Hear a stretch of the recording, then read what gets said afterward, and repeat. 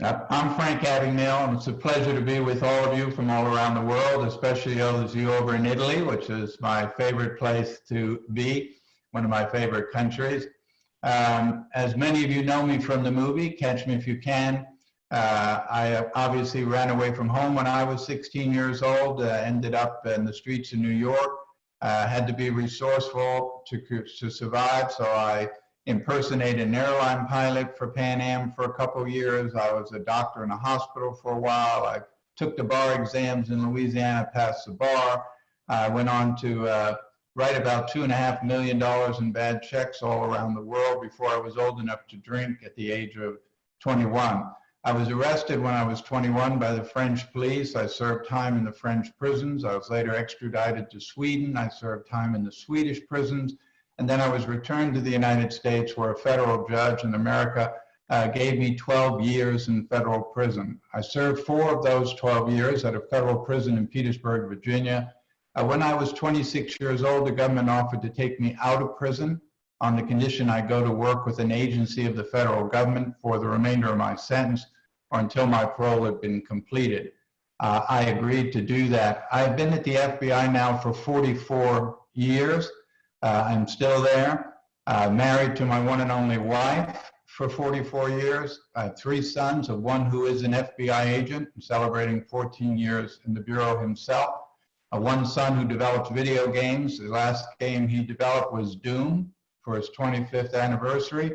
And I have a middle son and his wife own a chain of stores based out of Charleston. So my life has come completely full circle from the time I was 16. I just turned 72 in April. Mr. Abagnale, of course, it is such a thrill and a privilege to spend a few very short minutes with you and with learning some of your life wisdom. So as you know, we have students of varied ages from high school, from around the world. We also have some of my students who are MBA students from the Ohio State University in Columbus, Ohio. One of the questions that I get from a lot of those business students is, how do I meet strangers, work with strangers in a way that can build some confidence or trust or credibility when they don't know me and I don't know them? And it's an important factor in trying to get established. You're a gentleman that is, obviously not only a renowned cybersecurity fraud prevention expert, best-selling author, featured in this famous movie, Catch Me If You Can, played by Leonardo DiCaprio, but you're a man of human nature. You're a man that understands and knows how to connect and engage with others, all types. Would you be able to share perhaps what you have found makes the difference that makes a difference in being able to connect with strangers? I think, I think the hardest part of my entire career has been earning people's trust. I think my favorite scene from the Steven Spielberg movie was, and the most accurate, was when I walked into what was the FBI's Washington field office. Back then, all the agents were male, they were white. They all stood up protesting that I was there. They kind of resented the fact. It took me years to earn their trust and credibility. Same way with, I've had the opportunity to work for almost every major bank in America and every credit card company and financial service company, government agencies, federal agencies, state agencies, but it's taken years to earn that trust. And I think if you do what you say you're going to do, you tell people and you treat people as you'd want to be treated yourself. When I say something, if I say I'm going to mail you something, you get it the next day. I send it out right away. I take what I say as being very important. And I think people kind of learn that, but it takes years to do that. So unfortunately, I get a lot of emails from people in prison who say, look, I'm an amazing guy when it comes to cybersecurity. I hacked all of these systems. I know how to do it. I could teach people and protect them. I want to do what you did with your life, and I want to go out and educate people. And I tell them that's great, but you're going to have to earn their trust. You can't expect that Microsoft would hire you tomorrow. You have to earn their trust. And that takes a long time. It takes a lot of patience. And there are going to always be people who don't trust you. There are always going to be people that hold what you did against you. Those are just things you have to overcome. But if you have enough confidence in yourself, you know you're doing the right thing, you express that you're doing the right thing, and you live up to your promises to people. People learn to trust you, and people want to do business with you, and people want to work with you. Thank you, sir. Really, really appreciate that in terms of earning the trust, that it's not something Absolutely. done just overnight. You know, really appreciate that. Just a quick follow-up. You know, given you're talking about the FBI, you worked with them for 44 years in different roles and capacities in the training academy and so on. Going way back to the very beginning, Mr. Abagnale, what would you speculate they saw in you that would give them take a chance to go to the Department of Justice, a U.S. government agency, and make a plea, a stay to release you from prison early to work for them? There had to be, even before you were working for them, there's something they had to see in you. What do you think that was?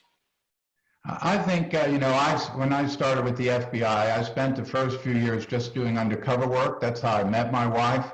And they saw me as someone that they could simply say to me, look, you have 2 weeks to learn. You're a lieutenant in the Army. You've been in the military for 15 years, 10 years. You know all about this missile. Here's the information on the missile. I need you to get into this base. I need you to meet people, circulate with these people, but this is what I'm trying to find out. They knew that I could take on any role, do anything they asked me to do for a limited amount of time. I did have somewhat of a photographic memory, so it made me easy for me to memorize a lot of the information they gave me, but they knew I had the confidence to go in and do that. They later realized that I'd be a great asset at the academy to teach agents how to think out of the box and how to be resourceful, how to use that confidence to gain information in a legal manner. So I think it started out that they just saw an ability in me that they were going to use me to go undercover where I was able to do that. But then later on, they realized I'd be much more useful also to helping educate agents going through the academy and becoming FBI agents. Yeah, terrific. Thank you, sir. My last question here before I turn it back over to Mr. Kraus, who I believe is going to open it up for everyone to ask some questions. I understand in your background that your dad was very keen on politics and theater, you know, as something that was a unique offering or specialty on his end, or, you know, what he had some interest in. Was there anything about how you were raised or what you were exposed to that might have influenced some of your sensibilities, some of your skills and talents? Yeah, you know, my dad was a big influence on me. The one thing in the movie, you know, there were very minor changes in the movie. In real life, I had 2 brothers and a sister. In real life, I never saw my parents once I ran away, and the movie had me coming back to speak to my father, which was played by Christopher Walken. My father, I think, was a little bit different in real life. He was a very straight, honest guy. He was a very distinguished gentleman, extremely well-dressed all the time, so I think I got that from him. He had tremendous manners and a presence about himself. When you saw him, you knew he was somebody that was important. And I think all of those, being around my father, a lot of that came off on me. And I think he taught me a lot of those things about what was important about your presence and making a presence and, with people and how you dealt with people.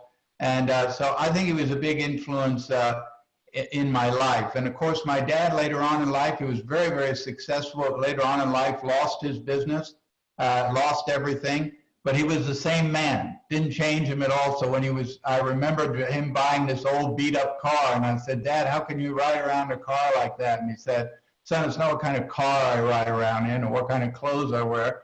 It's what kind of man I am and how I deal with people. And I think all of that as a young man came off on me.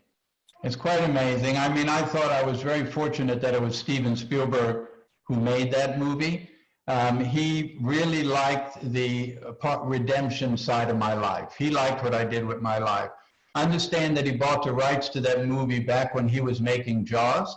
And they asked him why he, for 20 some odd years, never made the movie.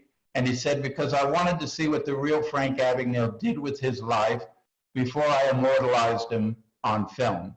And I really think he loved what I did with my life and how I turned my life around. He wanted to tell the world the story.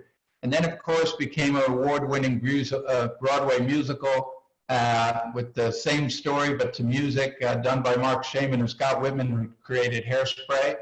And I thought they did a great job of telling the story. But both of them really were attracted by what I had done with my life. And Mark had asked me a question earlier about why do you think people are so impressed with you? It's not so much whether they think I'm smart or I know a lot of things.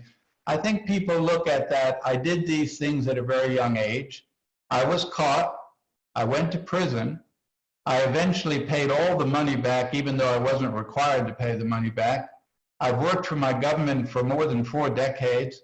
I've been a great husband and a great father to my children, a great grandfather to my grandchildren.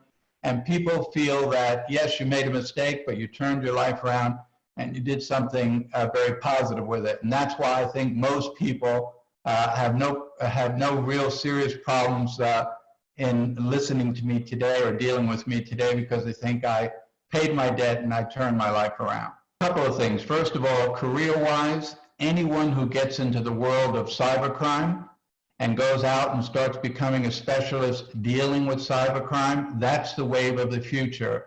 We will have $6 trillion worldwide lost to cybercrime before 2021 ends. We're well on the way to that number. And this is not about going out and studying computer science. This is about how to detect ransomware, malware, and how to keep companies safe and keep their information protected. So I would tell anyone, if you're getting in a career, getting into cyber and cybersecurity is probably the most incredible career you can get into. And you have a long, long career to go with, because technology will just keep getting bigger and better, but there also will be all of the risk. And the best personal piece of advice I can give you is very simple. You know, a lot of people tell you life is short. The truth is, life is not short. Life is very long. Someone from my generation might live to be 95 years old. Someone from your generation will probably live to be well over 100 years old. So when you make a mistake in your life, when you mistreat someone, when you abuse someone, when you bully someone, when you lie to someone, deceive someone, at the time you do it, it really seems like nothing. But as you grow older, those things start to come back to haunt you, and they become huge burdens in your life. And you start thinking about the way you treated that person you had a relationship with, or the way you lied to someone, or the way that maybe you stole something from someone, or just mistreated someone. And so I always would say to someone, don't put those burdens in your life. Treat people as you want them to treat you. Respect other people, their religions, their creed, everything about them. And don't put these things in your life that later on, as you get older and older and older, it keeps coming back to bother you and bother you more and more. You don't want those burdens in your life.